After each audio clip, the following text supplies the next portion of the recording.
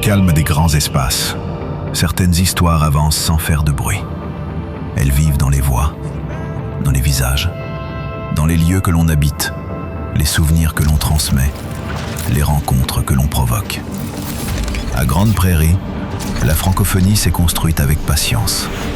Dans les familles, les écoles, les rassemblements, les fêtes, les projets, les gestes simples du quotidien. Elle est née de ceux qui sont arrivés, de ceux qui ont bâti, de ceux qui ont choisi de rester, de ceux qui continuent chaque jour à faire vivre une langue, une culture, une communauté. Chaque parcours raconte un fragment, chaque voix ajoute une lumière. Et ensemble, ces voix composent une mémoire vivante. Voici l'histoire d'une communauté en mouvement, une histoire de transmission, d'appartenance et d'avenir. Je te raconte la grande histoire de Grande Prairie.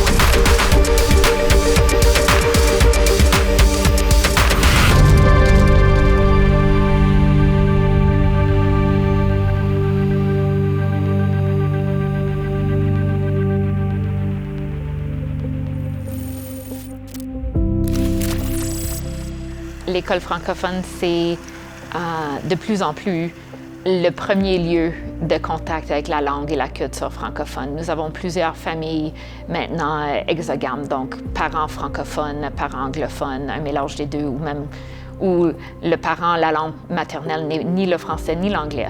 Donc le point de contact de langue et de culture premier pour plusieurs élèves, c'est la garderie ou la prématernelle, la maternelle de l'école francophone. Donc c'est vraiment, on a la grande tâche de montrer la langue et la culture à nos élèves, de partager le français avec eux. C'est une grande responsabilité pour dire oui, que nous sommes les gardiens de la langue. En partie, oui, les enseignants deviennent le modèle de langue. Avec tous les différents dialectes, les différents accents, les différents lieux d'origine de notre communauté francophone de nos jours, il y a quand même un français standard écrit, que ce soit à la lecture dans les films, à l'oral, qui doit être transmis. Et c'est sûr que ce standard de langue, il est transmis dans les salles de classe, dans les cours. Mais l'appréciation de la langue en général, que ce soit un franglais, un chiac, peu importe, c'est la communauté en général qui fait transmettre cette valeur de parler en français, même si on parle mal, comme plusieurs parfois disent. Ben, j'ai peur de parler parce que je parle plus le bon français qu'on m'a appris à l'école. Mais parler un français cassé ou peu importe comment vous voulez l'appeler versus pas le parler du tout, c'est tellement plus important et on encourage nos parents qui disent « ben ça fait depuis la 12e année que j'ai pas parlé français, ça ne nous dérange pas, parle-nous en français, viens te joindre à nos activités ». Parce que ça ne peut pas juste être le rôle et la responsabilité de l'école et de l'enseignant d'enseigner et de partager la langue. C'est trop gros comme devoir.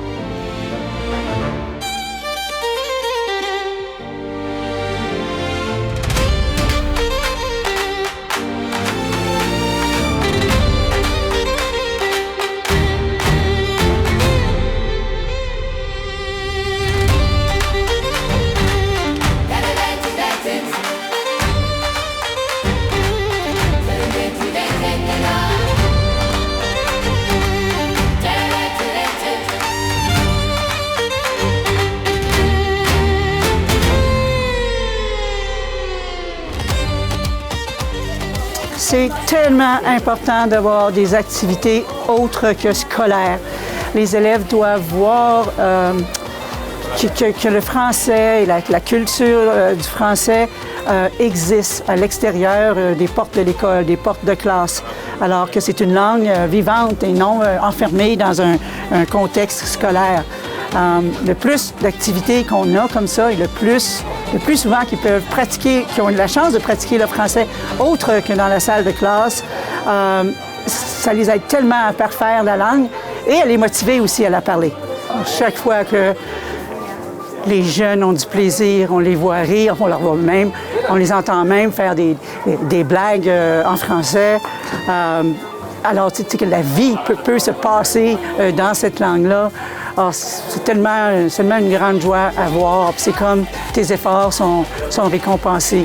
Puis, il faut toujours travailler aussi pour que la nouvelle génération se passionne pour ce que notre passion, pour que les autres puissent continuer.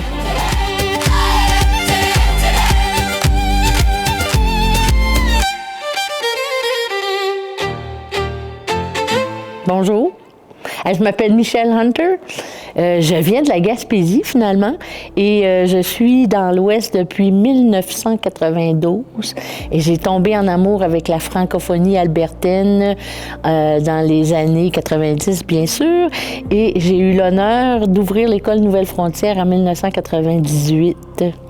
Alors, j'ai mis sur pied la première petite école francophone à Grande Prairie et on a ouvert nos portes le 2 septembre 1998 avec 26 élèves de la maternelle à la 6e année. Quand on a ouvert l'école francophone en 1998, c'était une petite école avec des grands besoins. Puis on n'avait pas nécessairement tout... Tu sais, si tu regardais juste la structure, c'était pas quelque chose qui était le plus alléchant. Il fallait vraiment entrer à l'intérieur pour voir combien ça brillait, puis combien il y avait d'amour et de possibilités. Puis, une fois qu'on a eu une plus grande école, mais un peu à Grande Prairie, ceux qui avaient déjà des belles écoles ont eu encore des plus belles écoles. Fait que des fois, on se perd dans l'apparence au lieu de l'appartenance. L'école Nouvelle-Frontière, la communauté, elle est petite, elle est chaleureuse, accueillante, mais la communauté francophone de Grande Prairie, elle est énorme. Et on essaie d'aller chercher dans tous les endroits. Et je crois qu'une des choses que l'on fait bien, c'est qu'on accueille justement, ça ne nous dérange pas si tu es au francophone, en immersion, à l'anglais. Si tu crois que tu ne parles plus bien ton français, tu es la bienvenue chez nous. Et je trouve que dans nos associations, on a des gens qui sont très enthousiastes pour la culture, sont enthousiastes envers la langue, la culture, les activités. Ils vont chercher les gens, vont les inciter à participer. Et ces gens-là, ensuite, ressentent un peu leur enthousiasme et vont chercher d'autres gens. Et je trouve que c'est une partie d'être accueillant, c'est une partie d'enthousiasme, c'est une partie aussi d'accepter tout le monde comme ils sont. You are French enough. Viens vous joindre à nous et faire partie de notre groupe. Nous voulons faire vivre notre langue, notre culture. On ne veut pas perdre ça dans notre communauté. Ah, moi, je vis dans l'espoir. Ah, moi, quand je vois les petits à la maternelle qui ont goût, puis on leur façonne des phrases complètes, puis qui s'expriment en français, puis ils rejouent en français, déjà, moi, l'espoir est déjà commencé. Alors, moi, je ne vois que des belles choses. Et je suis plus à temps plein à l'École Nouvelle-Frontière, mais je vois des élèves qui travaillent à notre école que j'avais en première année. Alors, comment ne pas avoir espoir quand je les vois dans nos écoles? J'en vois quelques-uns dans les écoles d'immersion aussi à côté qui travaillent en français. Moi, ça m'enchante. Alors, je le vois un petit peu maintenant. On peut juste espérer qu'on va le voir plus grand plus tard. Bien, moi, le conseil premier, c'est que nos élèves ont besoin de s'identifier autre qu'à l'école. Alors, moi, je pense que toutes les villes, toutes les places de l'Ouest et d'Alberta, puisque je suis en Alberta, on devrait avoir nos drapeaux franco-albertains à l'entrée de la ville. On devrait avoir quelques rues qui ont des noms de villes, des noms en français, pardon. Les élèves, s'ils peuvent être affichés ailleurs qu'à l'école, déjà, ça donne une importance. Alors, le mot, c'est ça. Il faudrait que la communauté anglophone donne une importance à la communauté francophone pour que nos jeunes puissent s'identifier partout et ailleurs dans notre province, que le français est un peu partout et non pas juste à l'école. On s'attend que les jeunes, un jour, vont trouver leur raison d'être en français et ils vont se joindre à nous et faire vivre nos associations et faire vivre la culture et peut-être créer leur propre association, qui sait. Et j'aime me référer aux associations simplement parce que c'est eux c'est à cause d'eux que nous, on existe à Grande Prairie, l'École Nouvelle-Frontière. Si ce n'était pas pour la CFA qui a aidé dans la démarche pour une école francophone à Grande Prairie, on ne serait pas là. C'est la communauté francophone qui a fait que l'école a eu ses débuts et qu'elle a grandi comme elle a grandi. C'est les associations qui, quand les nouveaux arrivants arrivent à Grande Prairie, c'est eux qui nous font la référence. L'École Nouvelle-Frontière, elle est ici pour vous, vous parlez français, c'est là. C'est vraiment un travail de communauté et c'est ça. Les élèves, un jour, feront partie de cette communauté. Je peux pas croire que dans 20 ans, le français va avoir disparu ou que la communauté va avoir rapetissé. Je crois qu'on est vraiment dans le processus de créer une communauté fière et forte et que c'est vraiment la relève des élèves de prendre l'avenir de toutes ces associations, des activités. Et j'ai confiance en eux. Les jeunes sont l'avenir de tout et inclut la francophonie, donc.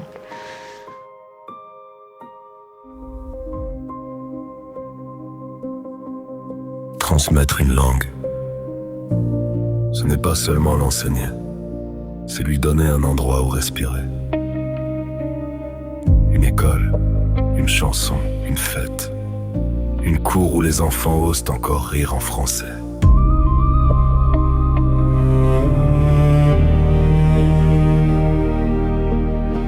À Grande Prairie, le français a commencé avec peu, 26 élèves, des portes ouvertes et beaucoup d'amour à l'intérieur.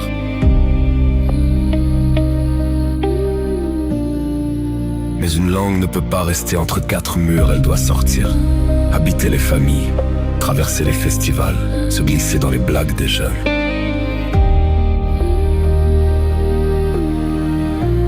Même fragile, même mélangée, même imparfaite, car une langue qu'on ose parler est une langue qui refuse de disparaître.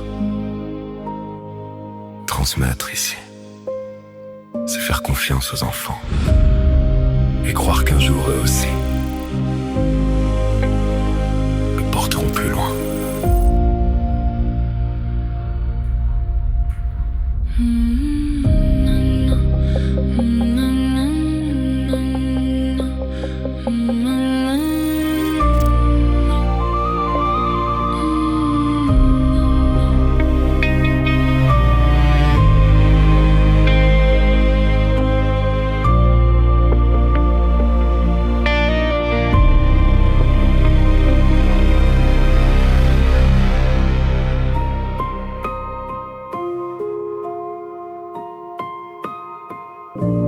Si j'étais mère, je ferais briller mon drapeau francophone et je ferais briller les rues en français ici et là. Si j'étais mère.